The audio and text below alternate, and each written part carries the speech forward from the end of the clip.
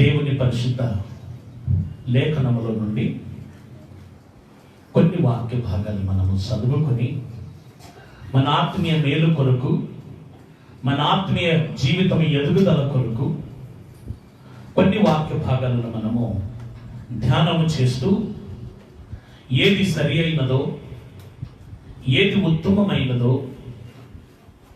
ఏది రమ్యమైనదో దాని మీద మన దృష్టి పెట్టి, ఏది విడిచిపెట్టవలసి ఉన్నదో, ఏది సరి అయినది కాదో, ఏది మంచిది కాదో దానిని విడిచిపెట్టి, నా దేవుని బిడ్డలారా, మంచి జీవితమును, మంచి భవిష్యత్తు కోసము మనం ఈ లోకములో జీవిస్తూ ఉండడం ఎంత అవసరమైనది. పేతురు తన సంఘానికి మొదటి పేతురు రాశాడు, మొదటి పత్రిక రాశాడు. తర్వాత మళ్ళా రెండో పత్రిక కూడా సంఘానికి రాయవలసిన అవసరత వచ్చింది ఆయనకి. ఇదంతా కూడా సంఘ క్షేమము కోసము, సంఘ మేలు కోసము, సంఘములో నానా విధములైన తప్పుడు బోధలు, తప్పుడు మరి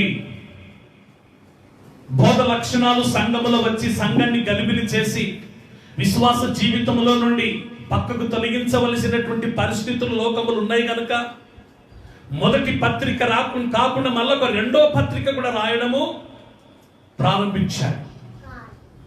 దేవుని బిడ్డలారా, మరి ఈ పత్రిక, రెండో పత్రిక పోయిన వారం కూడా మనం చూసాము కొన్ని విషయాలు. అందరూ కూడా బైబిల్ తీసుకొని బైబిల్ తెరిచి వాక్యం మీద ధ్యానం పెట్టండి. మీ సెల్ ఫోన్లో స్విచ్ ఆఫ్ పెట్టండి. వాక్యముల నుండి ఎవరు కూడా బయటకు లేవకూడదు, అది మర్యాద కాదు.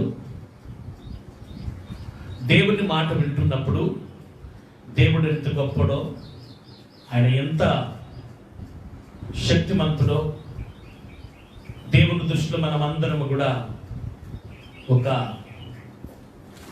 క్రిమి లాంటి వాళ్ళమాట. అంటే క్రిమి కంటికి కనబడదు, క్రిములు మన కంటికి కనబడవు. దేవుని దృష్టిలో మనం ఎంతున్నామట, క్రిముల లాగున్నామట. దేవుడు ఆకాశమైన సింహాసనం, భూమి అయిన పాదపీఠం, అంత గొప్ప దేవుడు.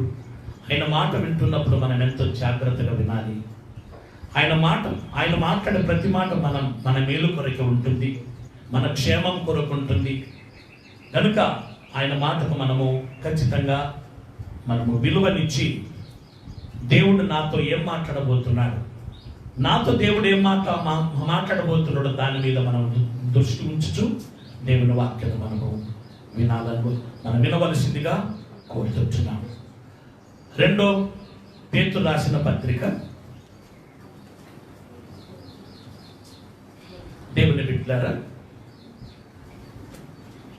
5వ వచనం నుండి 11వ వచనం వరకు ఈ రోజున మనం చదువుకుందాం.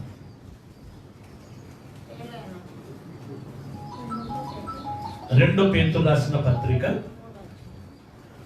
మొదటి అధ్యాయము 5వ వచనం నుండి 11వ వచనం వరకు చదువుకుందాం. ఆ హేతువు చేతనే మీ మట్టుకు మీరు పూర్ణ జాగ్రత్త గలవారై మీ విశ్వాసమునందు సద్గుణమునందు జ్ఞానమునందు ఆశ నిగ్రహమునందు సహనమునందు భక్తి యందు సహోదర ప్రేమయందు దయను అమర్చుకొనుడి. ఇవి మీకు కలిగి విస్తరించిన ఎడల అవి మన ప్రభువైన యేసు క్రీస్తును గురించిన అనుభవ జ్ఞానములో మిమ్మును సోమరులైనను నిష్ఫలులైనను కాకుండా చేయును. ఇవి ఎవనికి లేకపోవునో వాడు తన పూర్వ పాపమునకు శుద్ధి కలిగిన సంగతి మర్చిపోయి గుడ్డివాడును, దూరదృష్టి లేనివాడును అగును. అందువలన సహోదరులారా, మీ పిలుపును ఏర్పాటును నిశ్చయము చేసుకొనుటకు మరి జాగ్రత్త పడుడి. మీరిట్టి క్రియలు చెయ్యువారైతే ఎప్పుడును తొట్టిల్లరు. అలాగున మన ప్రభువును రక్షకుడైన యేసుక్రీస్తు యొక్క నిత్య రాజ్యములో ప్రవేశము మీకు సమృద్ధిగా అనుగ్రహింపబడును. దేవునికి స్తోత్రం కలుగును గాక. ప్రార్థన చేసుకుందాం. మా ప్రియ పరలోకపు తండ్రి, మీ వాక్యములో నుండి మీరు మాతో మాట్లాడి మమ్మను మీ వాక్యము ద్వారా సరిచేసి బలపరిచి నాయనా ఈ లోకములో ప్రయోజనకరమైన వారిగా మీ చిత్తాన్ని బట్టి జీవించుచు ప్రవర్తించుచు అనేకులకు మేము ఆశీర్వాదకరముగా ఉండులాగున మమ్మను మీరు మలిచి మమ్మను దీవించుమని మా రక్షకుడు యేసుక్రీస్తు పవిత్రమైన నామములో ప్రార్థించి స్తుతించి వేడుకొంచున్నాము తండ్రి. ఆమేన్. ప్రియ దేవుని బిడ్డలారా, దేవుని యొక్క వాక్యములో మనము చూశా ఇవన్నీ కూడా ఈ చక్కని లక్షణాలు మన విశ్వాస జీవితంలో అమర్చుకోవాలని పోయిన వారములో కూడా మనము కొన్ని మాటలు మనము చూశాం. ఇవన్నీ కూడా మనము మన విశ్వాస జీవితంలో వీటిని అలంకరించుకోవాలి. ఏమలంకరించుకోవాలి? ఇవి మన విశ్వాస జీవితంలో అలంకరించుకోవాలి. ఇవి అలంకరించుకున్నప్పుడు ఇవి ఎవరైతే కలిగి ఉన్నారో, ఈ లక్షణాలు ఎవరైతే కలిగి ఉన్నారో వారికి ఏంటిదట? 8వ వచనము, ఇవి మీకు కలిగి విస్తరించిన ఎడల అవి మన ప్రభువైన యేసుక్రీస్తును గురించిన అనుభవ జ్ఞాన విషయములో మిమ్మును సోమరులైనను నిష్ఫలులైనను కాకుండా చేయును. అంటే నిష్ఫలులంటే నీకు ఏమి దొరకదని కాదు, నీకు ప్రయోజనకరముగా నీకు ఆశీర్వాదము ఖచ్చితంగా దొరుకుతుంది. నా దేవుని బిడ్డలారా, ఆశీర్వాదం అంటే మనము ఈ లోకంలోనే అన్ని చూస్తుంటాం గనుక దేవుని బిడ్డలారా, దేవుడు మిమ్మల్ని మన ఎంత చక్కని వాక్యం మన కోసం ఇక్కడ ఇచ్చుంటున్నాడంటే, ఇవి మీకు కలిగి విస్తరించిన ఎడల అవి మన ప్రభువైన యేసుక్రీస్తును గురించిన అనుభవ జ్ఞాన విషయములో మిమ్మును సోమరులైనను నిష్ఫలులైనను కాకుండా చెయ్యును. అంటే ఖచ్చితంగా ఇవి మీకు ఉండి తీరాలి. ఇవన్నీ మన విశ్వాస జీవితంలో లేకపోతే ఉంటే ఏం చేస్తాయట? చెప్పండి అమ్మా. ఇవి మన విశ్వాస జీవితంలో ఉంటే మనల్ని ఎలాగ చేస్తాయటవి? మాట్లాడాలి. ఈ చక్కని లక్షణాలు మన విశ్వాస జీవితంలో మనం అలంకరించుకుంటే మనల్ని ఎలాగ చేయబట్టివి? సోమరులైనను నిష్ఫలులైనను కాకుండా చెయ్యను. సోమరులుగా మనం ఉండము. ఇవి ఎవరి జీవితంలో ఉంటాయో వారు సోమరులుగా ఉండరు,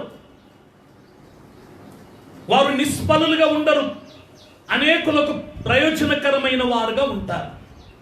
అంటే నిష్ఫలులు అంటే ఏంటి? ఎవరికి దేనికి పనికిరానటువంటి దాన్ని అంటారు ఇది నిష్ప్రయోజనము అని. దేనికి పనికిరానుడు, ఇంటిలో దేనికి పనికిరానుడు, ఇది వలన ఒక్క లాభము లేదు, ఒక్క ఏమి కూడా లేదు, వారిని ఏమంటారంటే నిష్ప్రయోజనమైనటువంటి వాడు. ఇవి ఎవరి జీవితంలో ఉన్నాయో వారికి ఇవి సోమరులైనను నిష్ఫలులైనను కాకుండా చేస్తాయి. దేవునికి స్తోత్రం. ఇవి మనము కలిగి ఉండడము, మనము సంపాదించుకొని ఉండడము చాలా మంచిది. 9వ వచనం కూడా ఒకసారి మనము చదువుదాం.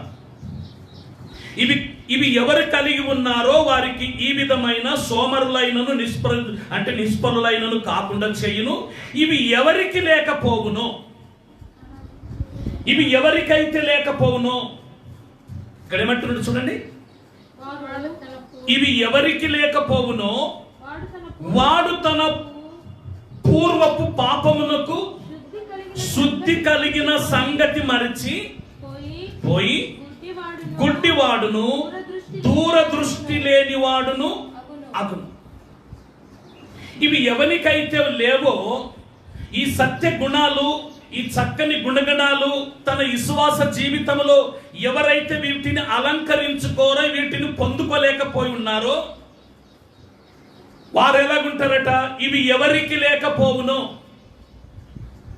వారు ఎలాగుంటారట? వాడు తన పూర్వ పాపమునకు, అంటే తాను విడిచిపెట్టిన మళ్ళా పూర్వ పాపమునకు తిరిగి వెళ్ళిపోతాడట. తాను శుద్ధి కలిగిన సంగతి మర్చిపోతాడట. తాను శుద్ధీకరించబడిన సంగతి, ప్రభు అయిన యేసుక్రీస్తు కలువరి శిలువలో కార్చిన ఆయన రక్తము ద్వారా ఆయనను శుద్ధీకరించినటువంటి ఒక సంగతి, యేసు ప్రభు అతని కొరకు తన్ను తాను అప్పగించుకొని అతన్ని పవిత్రపరిచిన సంగతి, ఆ సంగతిని మర్చిపోతాడట. ఈ రోజున చాలా మంది విశ్వాస జీవిత పరిస్థితులు అలాగే ఉన్నాయి. యేసుక్రీస్తు ప్రభు శిలువలో కార్చిన ఆయన రక్తము ద్వారా యేసుప్రభు ఎందుకు అప్పగించుకున్నాడయ్యా? యేసుప్రభు ఎందుకోసం ఆయన శిలువ మీద చనిపోయాడు తెలుసా? ఎఫెసీయులకు రాసిన పత్రిక చెప్తుంది. ఎఫెసీయులకు రాసిన పత్రిక 5వ అధ్యాయము 25వ వచనం ఒకసారి చదవండి. 5వ అధ్యాయం 25వ వచనం. పురుషులారా మీరును అటువలే క్రీస్తు కూడా, అటువలే క్రీస్తు సంఘమును ప్రేమించి, ఈ సంఘము కళంకమైనను ముడతయైనను అట్టిది మరి ఏదైనను లేక తన సంఘము పరిశుద్ధమైనది గాను నిర్దోషమైనది గాను మహిమగల సంఘముగా ఆయన తన ఎదుట, ఆ సంఘమును తన ఎదుట నిలువబెట్టుకొనవలెనని వాక్యము చేత ఉదక స్నానము చేత ఆ సంఘమును పవిత్రపరిచి పరిశుద్ధపరచుటకై, సంఘమును పరిశుద్ధపరచుటకై దాని కొరకు తన్ను తాను అప్పగించుకున్నాడు. అర్థమైందమ్మా? అర్థమైందా నాయన? ఆయన సంఘము పరిశుద్ధమైనది గాను నిర్దోషమైనది గాను మహిమగల సంఘముగా ఆయన ఎదుట దానిని నిలువబెట్టుకొనవలెనని ఆ సంఘము కొరకు ఆయన అప్పగించుకున్నాడు. దేనికి అప్పగించుకున్నాడు? భయంకరమైన 39 కొరడ దెబ్బలు ఆయన ఈపు మీద కొట్టారు. దున్నువాడు నా ఈపు మీద దున్నారంటారు. ఆయన శరీరం మీద ఇంత మాంసం లేని పరిస్థితి, ఈపంత దున్నబడింది, ఉమ్మివేయబడ్డారు. నా దేవుని బిడ్డలారా, చూచుటకు స్వరూపము లేనటువంటి వాడుగా, చూడనల్లని వాడుగా అంత వికారముగా మారిపోయాడు నీ కోసం ఆయన. ఎందుకట? ఆయన సంఘము మహిమగల సంఘముగా, పరిశుద్ధమైన సంఘముగా ఆయన ఎదుట దానిని ఉంచుకోవాలని యేసు ప్రభు వారు మన కోసమైన తను తాను అప్పగించుకున్నాడు. ఆయన శుద్ధీకరించిన సంగతి మర్చిపోయి మనలో ఏం చేస్తారట? వీళ్ళు మళ్ళా పూర్వపు పాపముల దిక్కు వెళుతుంటారట. తాను శుద్ధీకరించిన సంగతి మర్చిపోతారట. మర్చిపోయి మళ్ళీ లోక సంబంధమైనటువంటి పాపములు జీవిస్తూ మర్చిపోయి ఏం చేస్తారట? శుద్ధి కలిగిన సంగతి మరిచి పోయి గుడ్డివారును దూరదృష్టి లేని వారగుదురు. దూరదృష్టి లేని వారగును. వాళ్ళకి ఏముండదట? దూరదృష్టి ఉండదు వాళ్ళకి. ఏమన్నా అంటే వాళ్ళు శుద్ధీకరించిన సంగతి మరచి మళ్ళా లోకములోనికి మళ్ళా పాపము వైపు ఎవరైతే తిరుగుతారో వారికి ఏముండదట? దూరదృష్టి వారికి ఉండదు.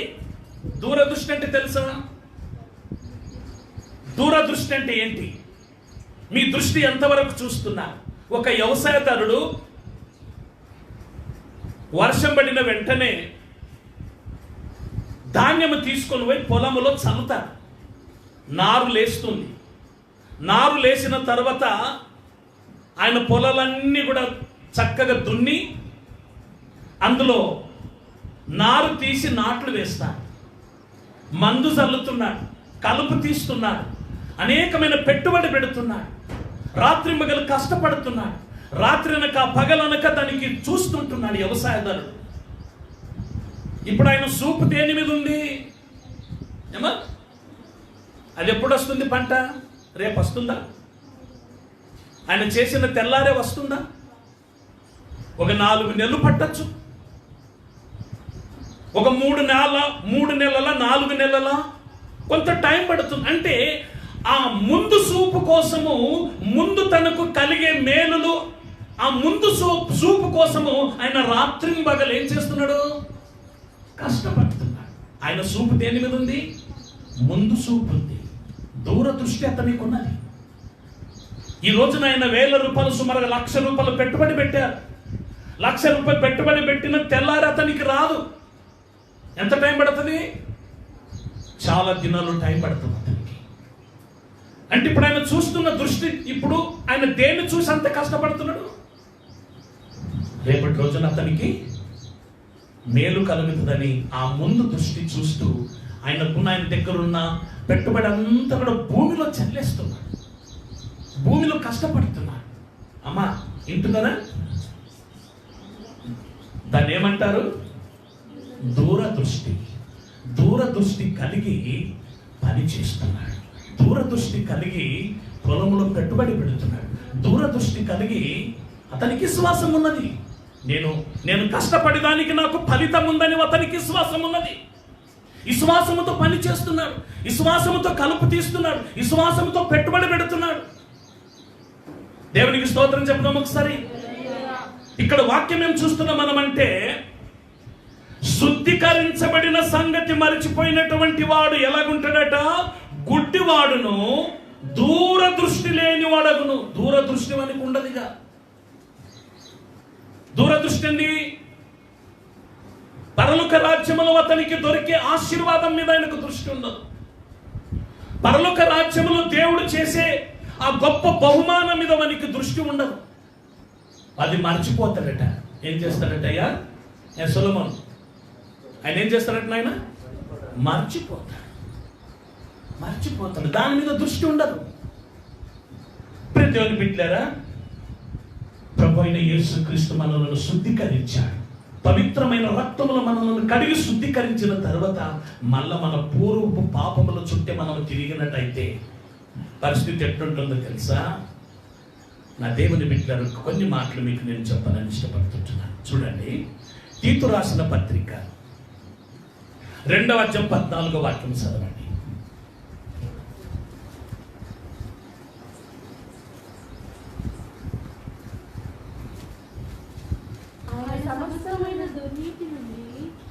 ఆయన సమస్తమైన దుర్నీతి నుండి మనలను విమోచించి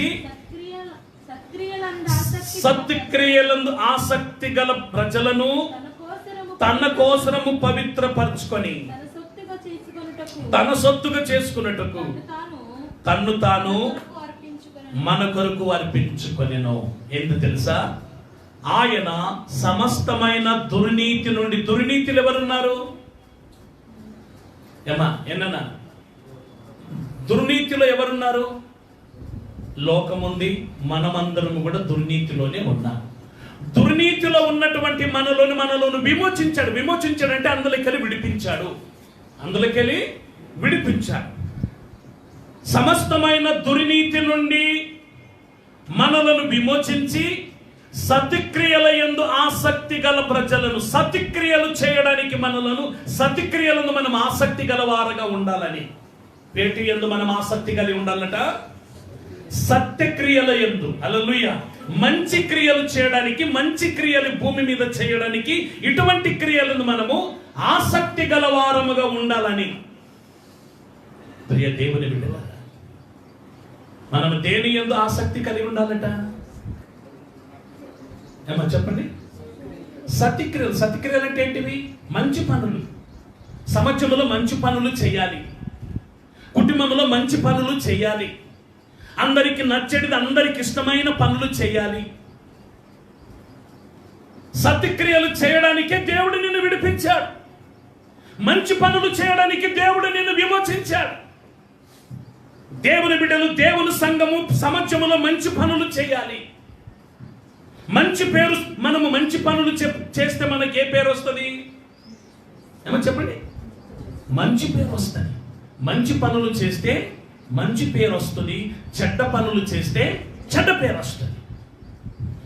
దేవుడు మనల్ని మంచి పనులు చేయడానికి, ఈ మంచి పనుల మీద ఆసక్తి గలవారుగా ఉండాలంట. మనం మంచి పనులు చేయడానికి ఆసక్తి గలవారముగా మనం ఉండాలి. ఆసక్తి, దేని ఆసక్తి ఉండాలి? ఆసక్తి ఉండాలన్నట. నీకు నేను చెప్పండి అన్న, మీకేముండాలన్నట? సంఘానికి ఏముండాలన్నట? ఆసక్తి. దేని యందు ఆసక్తి? మంచి పనులు చేయుట యందు ఆసక్తి కలిగి ఉండాలని పరలోకపు దేవుడు మాట్లాడుతున్నాడు. దేవుడు తన సంఘము మంచి పనుల యందు ఆసక్తి గలవారు ఉండాలని చెప్పి, వారిని, ఈ దుర్నీతిలో ఉన్నటువంటి మనలని విమోచించడానికి తన్ను తాను అప్పగించుకున్నాడట ఆయన. హల్లెలూయా. తన్ను తాను అప్పగించుకొని దుర్నీతి నుండి మనలను విమోచించి మనలను పవిత్రపరిచాడు. మనము పవిత్రపరచబడ్డమన్న సంగతి ప్రజలు, సంఘము మర్చిపోయి మళ్ళా లోకములో ఏదో ఎతుకులాట, లోకములున్న సుఖభోగల ఎంబట తిరుగుతూ, దేవుని బిడ్డలారా, ఈ లైవ్ లో చూస్తున్న ప్రతి బిడ్డను కూడా, దేవుని బిడ్డలారా, దేవుడు మనల్ని ఎందుకు విమోచించాడటమ్మా? చెప్పండి, కాస్త గట్టిగా చెప్పండి. మంచి క్రియలు చేయడానికి దేవుడు మనల్ని విమోచించాడు. ఎందుకు? మన కోసము యేసు ప్రభు శిలువ మీద చనిపోయాడు. మనం ఈ లోకములో విడిపించబడి, విమోచించబడి ఏం చేయాలట? తినుకుంటూ ఇంట్లో పడుకోవాలా? అయ్యా, మంచి పనులు చేయడానికి దేవుడు మనల్ని విమోచించాడట. దేవుడి నామానికి స్తోత్రములు. అది మర్చిపోయి, ఆ సంగతి మర్చిపోయారట. తాను శుద్ధీకరించబడిన సంగతి మర్చిపోయి ఎలాగ జీవిస్తున్నారట? భయంకరంగా జీవిస్తున్నారు దేవుని బిడ్డలారా. ఇంకొక మాట కూడా చదువుకున్నాం. హెబ్రీలకు రాసిన పత్రిక తీయండి తల్లి. 9వ అధ్యాయం. హెబ్రీలకు రాసిన పత్రిక 9వ అధ్యాయం. 9వ అధ్యాయంలో 14వ వాక్యం చదవండి. నిత్యుడగు ఆత్మ ద్వారా తన్ను తాను దేవునికి నిర్దోషునిగా అర్పించుకొని క్రీస్తు యొక్క రక్తము నిర్జీవ క్రియలను విడిచి జీవము గల దేవుణ్ణి సేవించుటకు మీ మనసాక్షిని ఎంతో ఎక్కువగా శుద్ధి చేయును. దేవునికి స్తోత్రం చెప్దాం ఒకసారి. హల్లెలూయా. ఎంత గొప్ప మాట నండి ఇది. నిత్యుడగు ఆత్మ ద్వారా తన్ను తాను దేవునికి నిర్దోషిగా అర్పించుకొని క్రీస్తు యొక్క రక్తము మనము నిర్జీవ క్రియలను విడిచి, ఏ క్రియలు విడవలనట? నిర్జీవ అంటే జీవము లేని క్రియలు, జీవము లేని ఆచారాలు. ఆ ఆచారాలు చేయడాన్ని బట్టి నీకు మేలు కలిగేదేమి లేదు, నీకు నష్టపోయేదేమి లేదు. నిర్జీవ క్రియలు. ఒక మాట చెప్పాలంటే దేవుని బిడ్డలారా, ఈ రోజున అమావాస్య ఉన్నదబ్బా, ఇంత సాను వేసుకోవాలి, ఇంత పెద్ద తీసుకొచ్చి ఇల్లు అలుక్కోవాలి. కరెక్ట్ కదా? అమావాస్య ఉంటే నీ అలుకుపూత ద్వారా నీకు ఏం లాభం కలుగుతుంది? ఏమైనా లాభం ఉందా? ఎంతమందికి లాభం కలిగింది? ఇది ఏ క్రియ? ఇది నిర్జీవ క్రియ, జీవము లేని క్రియ. అందులో ఏమీ లేదు. నువ్వు అలుకుపూత అంటే నువ్వు ఎప్పుడైనా చేసుకోవచ్చు. అమాస రోజున చేసుకోవాలనేది ఏముంది? పున్నం రోజున చేసుకోవాలనేది ఏముంది? దాని వలన, అది చేయటం వలన నీకు లాభమేమి లేదు, నీకు నష్టమేమి. నిర్జీవ క్రియలు చాలా మంది. ఈ రోజున శనివారం రోజున కదా మనం బయటకు వెళ్ళకూడదు, ఊరికి వెళ్ళకూడదు, కొందరు పాటిస్తుంటారు కదా. ఏమైనా బుధవారం రోజున బిడ్డను పంపించకూడదు అన్నారా? పంపిస్తే ఏమవుతుంది? పంపించకపోతే నీకు లాభం ఏం కలుగుతుంది? ఇదే క్రియ ఇది. ఇలాంటి చేయవలసినవి చెయ్యరు, జీవించవలసిన పద్ధతులు జీవించరు. ఇవి నిర్జీవమైన క్రియల్లో మనమందరం ఇంతవరకు చేసుకుంటున్నాం. పండుగలు, అమావాస్యలు ఇవన్నీ మనము చేసుకుంటున్నాం. ఇవి ఏమిటి అట? నిర్జీవ క్రియలు. నిర్జీవ క్రియలు దేవుడు. దాని వలన నీకు ఏ మేలు లేదు. అందుకే ఇక్కడ వాక్యం ఏం చెప్తుందంటే, వాక్యం ఎంత సత్యంగా మనతో మాట్లాడుతుంది. మా దేవుని బిడ్డలారా,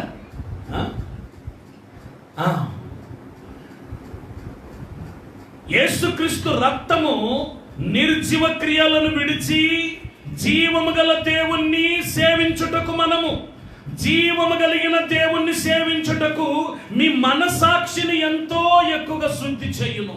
మీ మనసాక్షిని శుద్ధి చేస్తుంది. మీ మనసాక్షిని శుద్ధి చేస్తుంది. మనసాక్షిని శుద్ధి చేయును మన యేసయ్య రక్తము. మనసాక్షి శుద్ధి కావాలి. మనసాక్షి శుద్ధి కావాలి. ఇప్పుడు సపోజ్గా మేస్త్రీలు ఉన్నారు, చాలా మంది ఉన్నారు, ఇలాగనే ఇంకా చాలా మంది ఉంటారు. ఒంటరిగా ఉన్నారు. ఒంటరిగా ఉన్నప్పుడు ఏదో ఇంత కళ్ళు తాగబుద్ధి అవుతుంది. కళ్ళు తాగే వ్యక్తి ఉన్నాడు, మారు మనసు పొందాడు, శుద్ధి చేపడ్డాడు. తర్వాత ఆయనకేమని బుద్ధి పుడుతుంది? ఇప్పుడు కళ్ళు తాగాలని బుద్ధి పుడుతుంది, ఇంకొకటి ఏదో చేయాలని బుద్ధి పుడుతుంది, ఇంకా తప్పులు చేయాలని బుద్ధి పుడుతుంది. అక్కడ ఎవరు లేరు. నీ మనసాక్షి నీకేం చెప్తుంది? బాయ్, ఏంది, నువ్వు రక్షించబడ్డ వ్యక్తివి కదా. అక్కడ ఎవరున్నారు? నీ మనసాక్షి నీకు చెప్తుంది. ఆదివారం రోజున డుమ్మగొట్టి ఎట వెళ్ళిపోయినావు. నువ్వు యేసు రక్తంలో కడగబడి నువ్వు దేవుని బిడ్డవు కదా. ఈ రోజు నువ్వు దేవుని ఆరాధించాలి కదా. నువ్వు ఎటుపోతున్నావు? ఆ రోజున నీకు 1000 రూపాయల లాభం ఏదో వచ్చేది, నువ్వు పారిపోతున్నావు. నీ మనసాక్షి నేనేం చేస్తుంది? నీ మనసాక్షి నీకు సాక్ష్యం ఇస్తుంది, కత్తిస్తుంది, మాట్లాడుతుంది. ఈ మనసాక్షి దేవుని బిడ్డలారా, ఈ మనసాక్షి ఒకవేళ ఈ మనసాక్షి చచ్చిపోతే, ఈ మనసాక్షి మనకు లేకపోతే మనము పూర్వ స్థితి వైపు మనం మళ్ళీ వెళ్ళిపోతూ ఉంటాం. దేవుని యొక్క ప్రభు యేసుక్రీస్తు రక్తము ఏం శుద్ధి చేసిందటమ్మా? మన మనసాక్షిని శుద్ధి చేస్తున్నాం. సెల్ ఫోన్ పట్టుకున్నావు, ఏం చూస్తున్నావు? సెల్ ఫోన్ పట్టుకొని ఎవరితో మాట్లాడుతున్నావు? నీకు మనసాక్షి మాట్లాడతలేదా? మనసాక్షి మాట్లాడతలేదంటే నీ మనసాక్షి పోయింది. నువ్వు మళ్ళా పూర్వపు పాపపు స్థితిలో నువ్వు గుడ్డివాడుగా అయిపోయావు. దేవుడు ప్రభు అయిన యేసుక్రీస్తు మన మనసాక్షిని శుద్ధి చేస్తున్నాడు. హల్లెలూయా. మనసాక్షి శుద్ధి చేస్తున్నాడు. మనసాక్షి మనతో మాట్లాడుతుంది, మనసాక్షి మనల్ని గద్దిస్తుంది, మనసాక్షి మనల్ని ఒప్పిస్తుంది.